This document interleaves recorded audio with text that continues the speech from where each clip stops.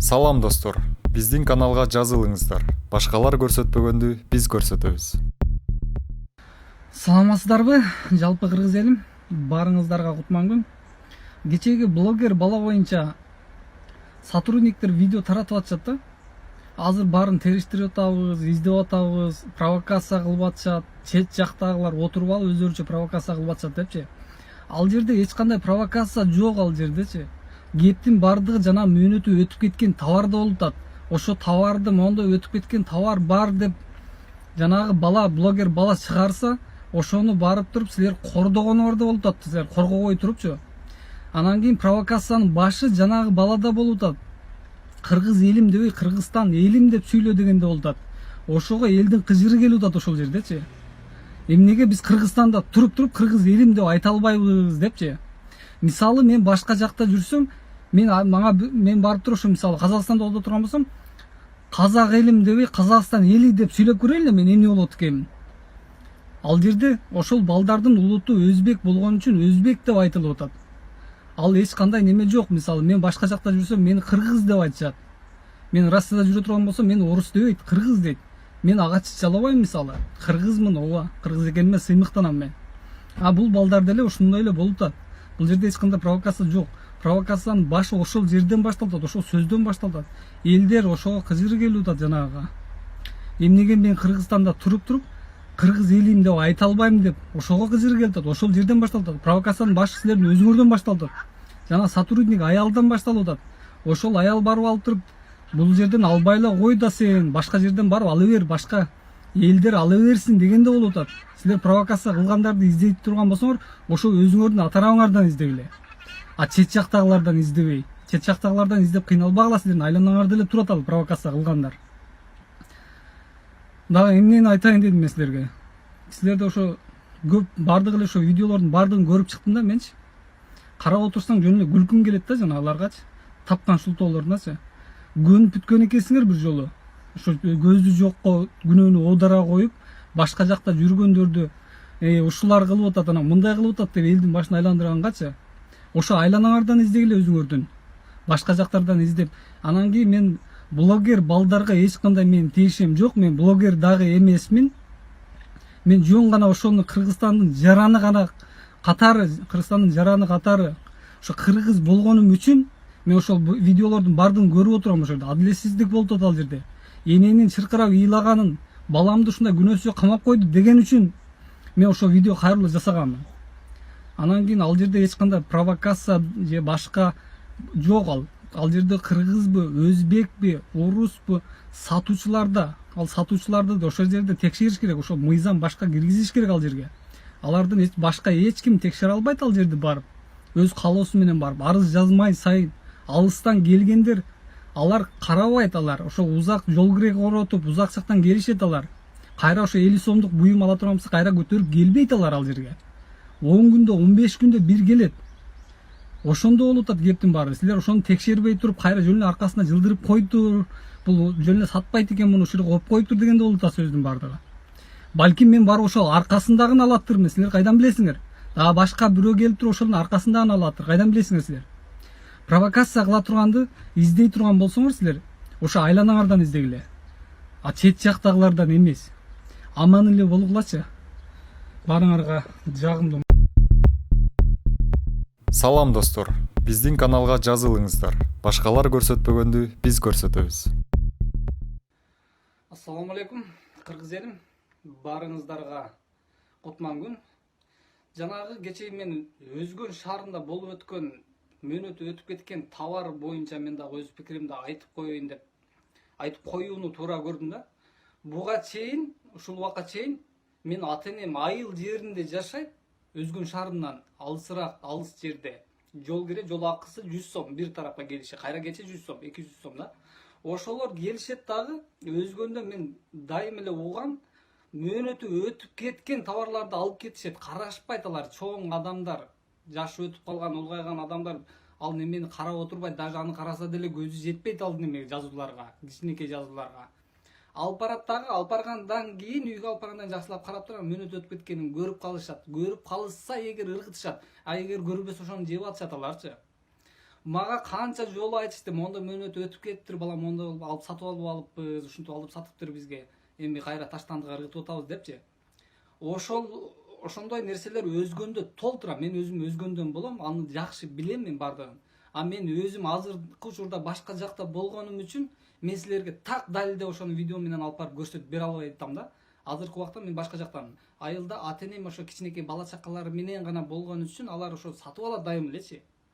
Анан кийин кечеги ошол блогер бала тартып ошол чындыкты алып чыкса, жанагы жерде азыр сотрудниктер айтып атат да, барып алыпчы. Бирөөсү жанагы сары чач аял айтат, жанагы сары чач катын. Ошол айтат, бул жерден суроо өтүп кеткен немелерди сатат экен. Сен бул жерден албай эле кой да, соода кылбай эле кой да. Соода кылбай эле кой, барып башка жактан эле бер. Десе, жанагы бала айтып атат, бул жерден башка эл соода кылып атпайбы бул жерден десе, сен башка эл менен не ишиң бар дейт да. Мен азыр мындайча айтып ойлогондо, барыңар ойлоп көрсөңөр, анда мен ата энем барып сатып алып, мен бала чакама, ал башка дагы бир тууган уруктарда ушундай кичинекей балдарга, бала чакаларга сатып алып барып жедире берсе болот экен да, демек туурабы? Ал бала ал жерден албасын дагы, башкалар жей берсин экен да, туурабы? Ал сотрудник аялдын айтышы боюнча. Бул менин сөзүм эмес, ошол айтып аткан аялдын сөзү. Ушундай экен да, туурабы? Түшүнүк боюнча. Анан кийин жанагы жердеги эки өзбек балдар келип туруп, сөгүп, сагып, ушундай ар намысына шек келтирип, жанагыны эркексиңби, чык машинага, анан сүйлөшөбүз. Сен кыргыз элим дебей, Кыргызстан эли деп сүйлөп атат да, жанагычы. Эмне себептен ошолорго бир ооз сөз суроо берилген жок да. Эмне себептен сөгүп атасың сен? Сен эмне кылып атасың? Неге аларды бир ооз кармабайт? Бала ошо блогер бала арызданып атат ошолорго. Мыналарды талап кылам мен. Мыналарды мындай кылгыла деп атат. Эмне себептен аларга эч нерсе дебейт да? Унчукпай карап турушат, жалдырап элечи. Унчукпай. Берки балага барып неме кылып атат. Эмне себептен? Берки өзбек аял болсо, барып алып жанагы жерде ата энесине чейин асылып, ийит айтпаган сөздөрдү айтып, аймалап, тытмалап атат. Ошо видеодо көрүнүп турат, бул так факт болуп көрүнүп турат. Жанагы бала качып жүрөт анданчы, качып айланып качып жүрөт. Эмне себептен ошол жерде бир сотрудник барып туруп жанагыны тозуп, сен кимсиң, сен эмне себептен урутасың? Могу чара көргүлө деп ушундай ар биринин алдына барып атат. Эмне себептен бирөөсү барып туруп ошонун алдынан тозгон жок да? Сен эмне кылып атасың, неге неме кылып атасың деп эмне себептен сурабайт дейм да. Эмне себептен сураган жок ошолорду. Кайра жанагы жерде формасы жок, алда менин билишим боюнча, байкашым боюнча, видеодон байкашым боюнча, ал дагы сотрудник да, алдачы. Анан сени уруп атса, ага дагы барып айтат да, мени моинтип уруп атат, мени моинтип сөгүп атат бул, мындай кылып атат, ондан үстүнөн арыз жазам мен, талап кылам аны, кармагыла деп. Десе, сен өзүң коргой алган жоксуңбу дейт да жанагы жерде. Видео турат. Сен өзүң коргой алган жоксуң. Сен бу жерге келип алып видеого тартсаң деле эч нерсе өзгөрбөйт дейт да. Мындайча айтканда, ал эме деген сөз. Мындайча айтканда, сен колуңдан келбейт эч нерсе деген сөз да. Каалаганыңды кыла бер. Биз бул нерсе баары бир эч нерсе кыла албайсың. Башында эле белгилүү болуп атпайбы, ал баланы апарып камап коюшчу. Кайра ошол баланы апарып камап атат. Урматтуу кыргыз элим, бул жерде мисалы мындайча айтканда, азыр кандай десем эми, эч нерсе өзгөрбөйт да. Бул өтүп кеткен, бул сасып кеткен балыктын башы бизде ак үйдө жатат да булчу. Баягысы баягы койчумандын таягы. Ошол эски эле система кайталанып келет ушул убакка чейинчи. Уже 27 жыл өттү аралыктан. Эч нерсе өзгөргөн жок, эч нерсе неме болгон жок. Биз болсо отурабыз, баягы эле кайра эле эртең барып туралар дагы келгенде дагы ошолор шайлайбыз. Аларды дагы жиберебиз дагы. Аркасынан дагы шыбайбыз. Моңолор акча жейт да, булардын колунан келбейт да, булар өлүктөр да, булар тирүүлөр да, булар мындай да, андай да. Аларды ким алып барып атат ошол жака? Ким алып барып атат? Ким шайлап атат ошолорду алып барып ал жака? Өзүбүз да, бул нерсенин бардыгына өзүбүз күнөөлүүбүз да, туурабы? Өзүбүз. Биз эч качан өзгөрбөйбүз, биз эч качан оңолбойт биздин немебиз. Эч качан өзгөрбөйт бизде. Бул ушул боюнча кете берет дагы уланча. Алар эмне кылып атат? Алар барат, өзүнүн бизнесин коргош үчүн барат. Жалган бизнесмендер барат азыр. Немеге? Ак үйдө бүт бардыгы бизнесмендер. Алар эмне себептен барат алар? Алар ошо өздөрүнүн бизнесин коргош үчүн, салык малык төлөбөш үчүн бүтүн көрүнүп жүрөт видеолордон бери бардыгы көрүп атат. Эч ким акмак эмес да аны. Алар ошол үчүн гана барат. Аларды шайлап жеткирип ал жака алып барган биз өзүбүз болобуз. Биз өзгөрүш үчүн жаңыдан булардын бардыгын жок кылып кетирип туруп, анан жаңыдан нөлдөн баштап ар бирин неме кылып туруп кайрадан алып чыгышыбыз керекпиз. Ошондо гана өзгөрүү болсо болот, болбосо жок.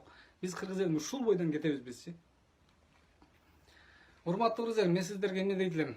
Бул немени мен карап отуруп, ушунчалык зээним кейди, мен кыргыз элинче келечек жөнүндө көзүмдө тумам да азырчы.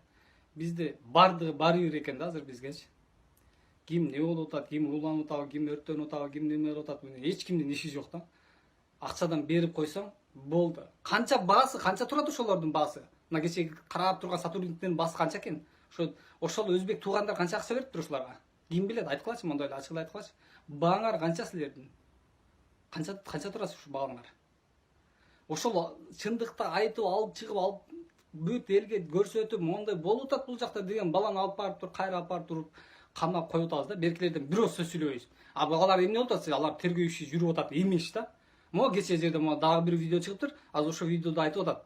Жанагы кичинекей сөгүнгөн жанагы өзбек көтүнө бир тээ айдап чыгарып кой, кечирип коюңуздар, мен азыр жаныбызда сүйлөгөнүмчү, чыгарып койгула да деп сүйлөп атат да ошол видеодочу. Ошол кассада сатуучу болуп отурат деп атат азыр. Бир видео чыкты. Мен ал азыр айткан немелерди, эжелердин аттарын билбейт экенмин так.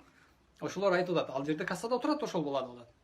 Алар берки немелерде сотрудниктердин айтышы боюнча алардын эч кандай магазинге тиешеси жок эмеш да. Бул кайсы акмак ишенет? Кайсы акмак ушул нерсе сөзгө ишенет да барып? Алар жөнүндө барып туруп ошол жерден бир нерсе алганы барып турандан кийин аларга кезигип калган эмес да жанагы балагачы. Алар өздөрү ээси ошол неменин. Алар ошол жерде бүт кайтарат. Мен Өзгөн шаарындагы немелердин баарын билем мен буларды. Булар барат магазин бир дүкөндө ушундай бир немеси, бир ушундай бир ызы чуу чыга турган болсо алар бүт чакырат өзүнүн немелеринчи. Мына мен өзүм бир тууган карындашым дагы ушундай бир кийим сатып алганда, чекеси мындай бир немеси бузук брак кийим сатып алган экен, жыртылган. Алып барса, ызылдатып бүт бардыгын чакырып чекелерден бери. Жалгыз карындашым да. Ызы чугул ыйлатып атышпыр. Мага чалды. Мындан 2 жыл мурда. Чалып, келгиле ушул жерде мен ушундай кылып атышат булар деп. Биз барсак, бүт барды тарап кетишти жанагыларчы. Ошол жерде үйүлүп турушкан экен. Биз бардык, барып, эмне себептен бул жалгыз кызга, ушундай кызга келип алып ызылдап неме кылтасыңар десек, жок дейт да, биз жаначы. Биз муну мындай кылган эмеспиз, өзү сатып алып кетип туруп, ушундай кылып айрып алып келип туруп мага кайра дейт. Ал жерде биз макулчу дедик экен, бул кичинекей нерсе экен, макулчу деп. Карындашыма неме кылдык дагы, кой, ызы чуу кылбачы, чоң эле аял экен. Анан болуп турчу, мен макулчу деп, алган нерсең бул кайра неме кылалы деп, кайра алып кеткенбиз биз. Бул немелерди мен жакшы билем, ал жердегилерди. Эртең мен азыр мына алыста турганым үчүн так силерге кандай ошол немелерди далилдеп бере албай атам да менчи. Силер ойлоп аткан болушуңар мүмкүн, бул өзү жөн эле алыста туруп айтып атат бул депчи. Жок туугандар, мен ал жерде мен жашаганмын, ушул убакка чейин мен ал жердин немесин баарын жакшы билемин.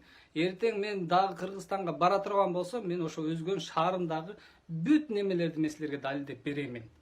Ар бирин көрсөтүп беремин. Анан кийин кече ошо блогер балага дагы бир аз ката кеттиргенби деп ойлоп атам да мен ошол жердечи. Кирип эле видео менен кирип, мондой нерселер бар экен депчи, ар бирин көрсөтсө, алар албетте неме кылат да. Жок, биз аны сатпайт болчук, биз жөн эле коюп койгонбуз чекеге депчи. Ал бала ошо эгерде башка бирөөнү жөнөтүп туруп ошол жерге киргизип туруп, ошо товарды алып апарып берген болсо, унчукпай эле сатмак да турабы? Бул любой акмакка түшүнүктүү эле да бул. Турабы? Эгерде ошол бала ошондой факты менен неме кылганда, ошол ишти кылганда дагы көрөт элем эмне ушулту таап чыкканынчы булардынчы. Азыр булар биригип алып туруп бардыгы арыз жазып, ошол баланы каматып атышат да буларчы. Эсиңерге келгиле, кыргыз элин, туугандар. Бардыңар бир жакадан баш, бир жеңден кол чыгара турган мезгил келди. Барыңыздарга көңүлдүү кеч. Саламатта калыңыздар.